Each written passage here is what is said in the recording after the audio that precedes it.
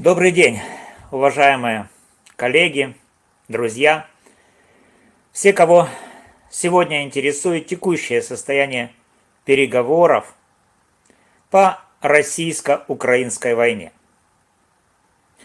Я, юрист Валерий Табаков, сегодня хочу представить вам свой анализ текущего состояния переговоров, а также обосновать вывод о неспособности России к заключению мира и бесперспективности роли США, использующей шантаж Украины и Европы. Эта тема важна не только с точки зрения международного права, но и для понимания глобальных политических процессов, которые затрагивают миллионы людей. Я представлю актуальное состояние проблемы с учетом последних данных по состоянию на апрель 2025 года. Российско-украинская война, начавшаяся в 2014 году и резко обострившаяся в 2022, остается одним из самых сложных конфликтов современности. Переговоры, которые могли бы привести к миру, неоднократно предпринимались с февраля 2022 года, но их результаты остаются минимальными. Сегодня, в апреле 2025 года, мы видим очередную волну дипломатических усилий, но они сталкиваются с фундаментальными препятствиями, которые мы разберем далее. Основные события последних месяцев включают попытки США инициировать переговоры, включая план, предполагающий признание Крыма за Россией и отказ Украины от вступления в НАТО в обмен на прекращение огня. Эти предложения обсуждались в Лондоне 23 апреля 2025 года, но их уровень был снижен из-за отказа сенатора Марко Рубио участвовать после несогласия президента Украины Владимира Зеленского с американскими идеями.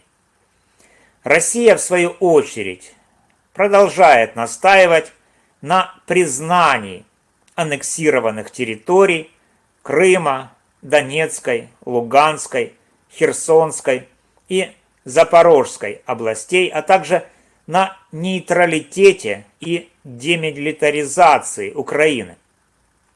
Украина же требует полного вывода российских войск, возвращения границ 1991 года и компенсаций за ущерб, что отражено в формуле мира Зеленского, представлено еще в 2022 году.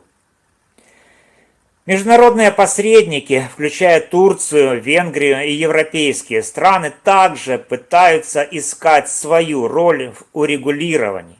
Например, глава МИД Венгрии Петер Сиярто обсуждал мирные инициативы в Москве, а Украина готовит второй саммит мира, на который впервые планирует пригласить Россию.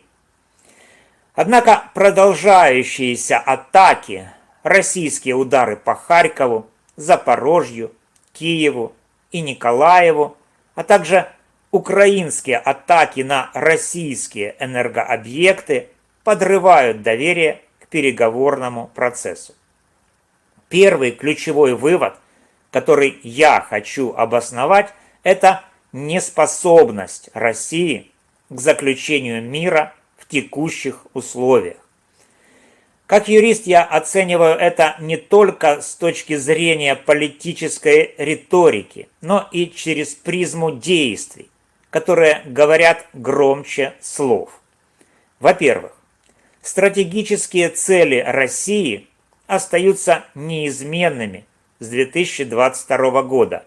Контроль над оккупированными территориями, нейтралитет Украины, ее демилитаризация и так называемая денацификация.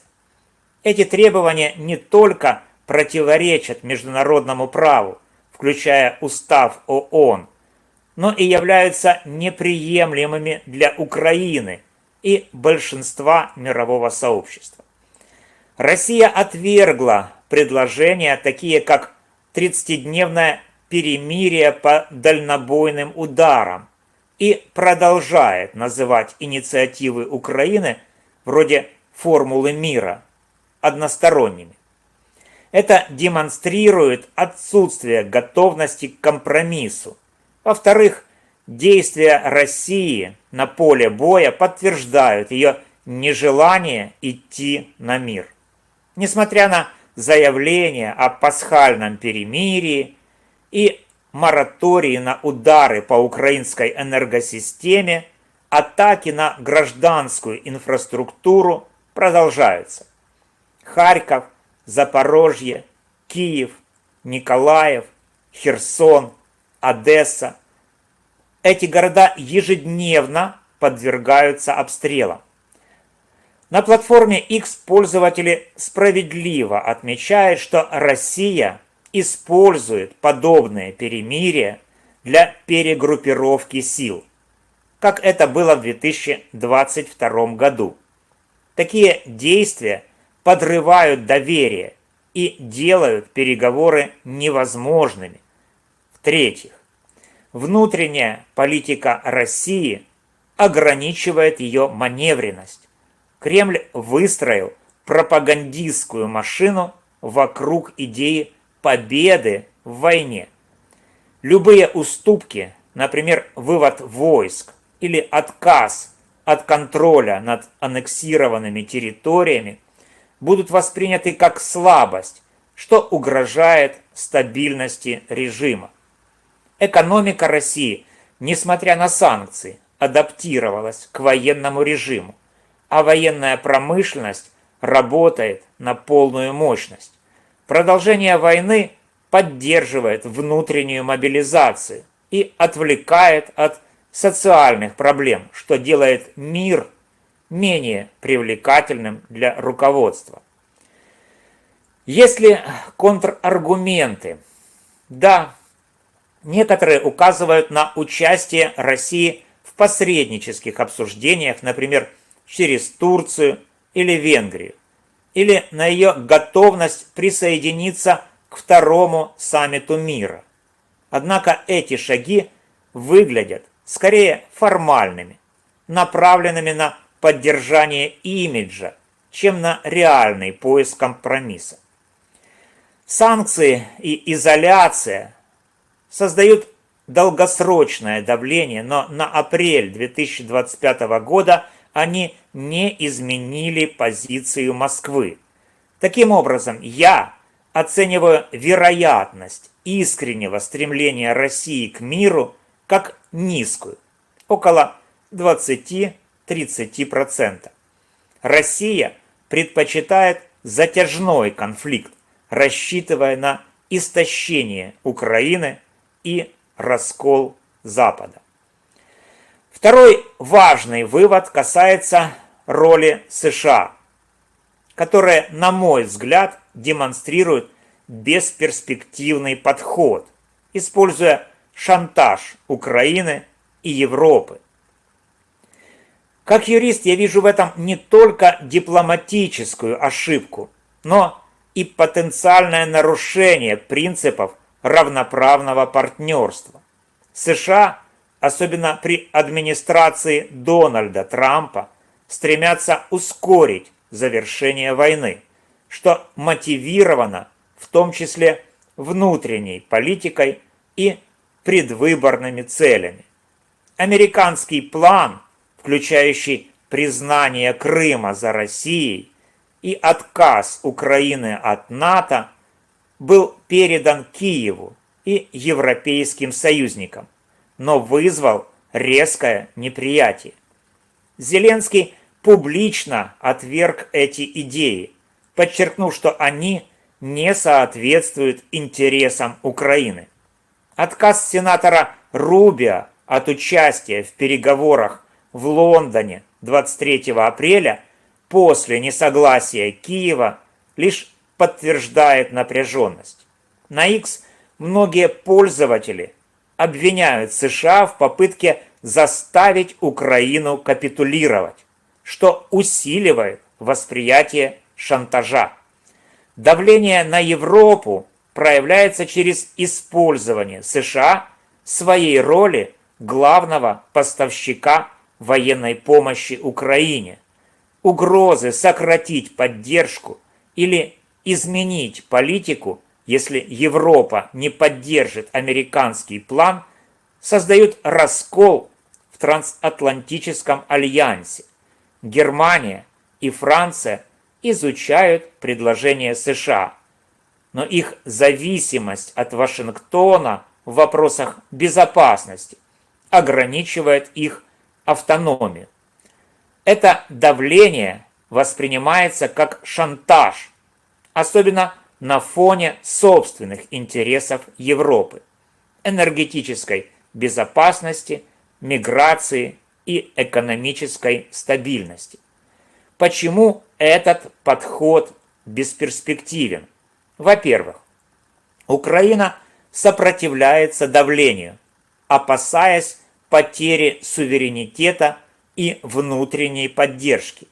Зеленский четко заявил, что без военного давления на Россию переговоры будут невыгодны. Во-вторых, Европа, несмотря на зависимость от США, имеет свои приоритеты, которые не всегда совпадают с американским видением. В-третьих, Россия не реагирует на американские инициативы, продолжая атаки и настаивая на своих условиях. Это делает шантаж Украины и Европы бессмысленным, так как без уступок Москвы прогресс невозможен. Есть ли аргументы в пользу США? Безусловно. США остаются ключевым игроком, предоставляя Украине ракеты «Атакамс» и финансовую помощь. Без этой поддержки сопротивление Киева было бы ослаблено. Кроме того, переговоры в Лондоне показывают попытки Вашингтона играть роль посредника. Однако поспешность и давление, обусловленные внутренней политикой, снижают эффективность этих усилий. Я оцениваю вероятность успеха текущего подхода США как низкую – 15-25%. Для повышения эффективности Вашингтону нужно перейти от шантажа к инклюзивному посредничеству, учитывающему интересы всех сторон. Выводы. Неспособность России к миру и бесперспективность роли США взаимосвязаны.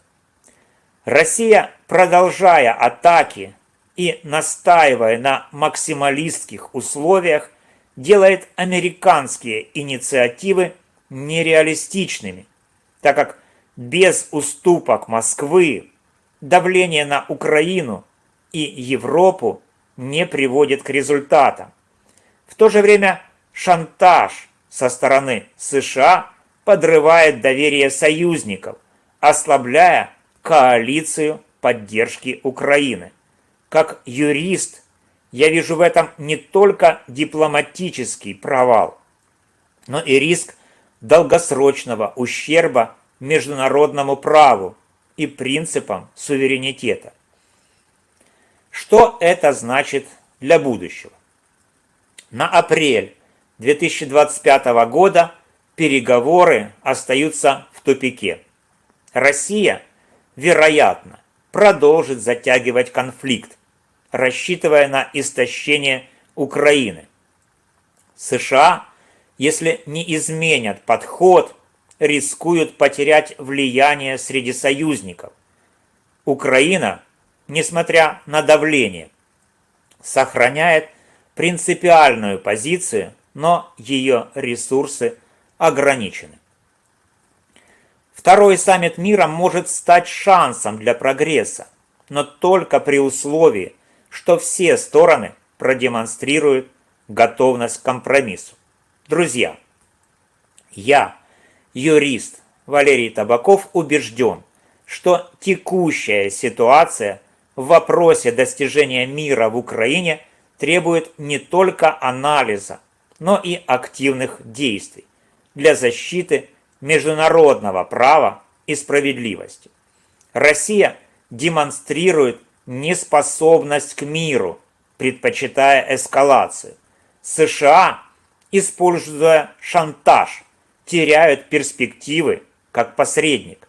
Нам, юристам, политикам и гражданам, важно продолжать давление на агрессора, поддерживать Украину и искать пути к справедливому миру.